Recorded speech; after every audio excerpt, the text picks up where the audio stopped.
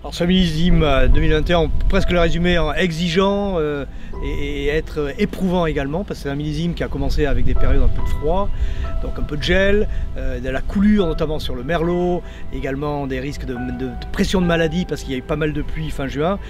Mais moi j'habite sur place, je vis dans mon vignoble, donc en prenant les bonnes décisions, on va arriver à faire un bon millésime parce qu'on était là, on est très précis et on récolte, on le voit aujourd'hui, il fait très beau, on a su essayer de prendre les bonnes décisions pour récolter le raisin à son optimum de maturité.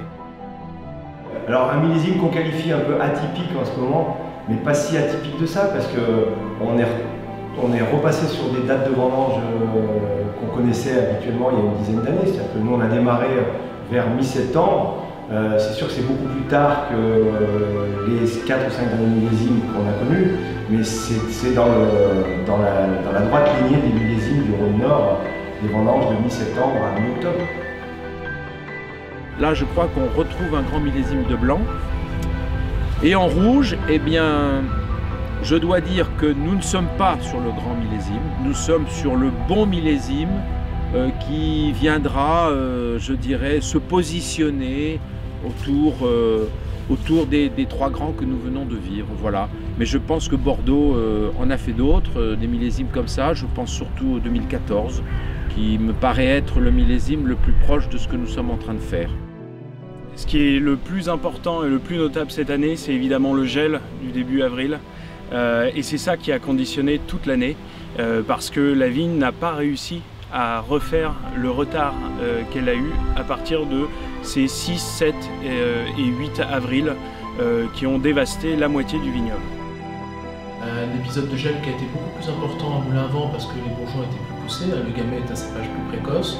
Et puis sur les pinots, on a eu comme cette chance en côte de nuit d'être un petit peu moins touché parce qu'un cépage un tout petit peu plus tardif au niveau du débourrement.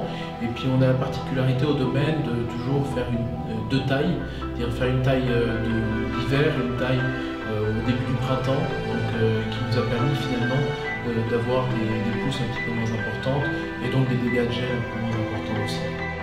Ce millésime va être très intéressant à voir évoluer.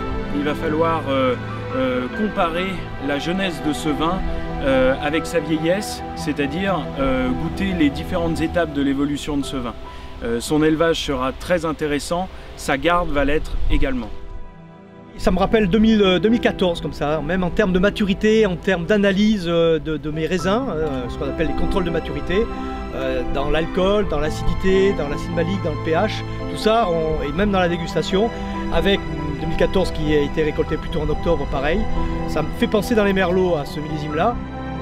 Je pense que 2014 c'était un millésime où on était sous pression du début jusqu'à la fin, on avait des problèmes de drosophile, de mouches, d'attaques dans les vignes. Là, les vins pour moi ont beaucoup plus de consistance.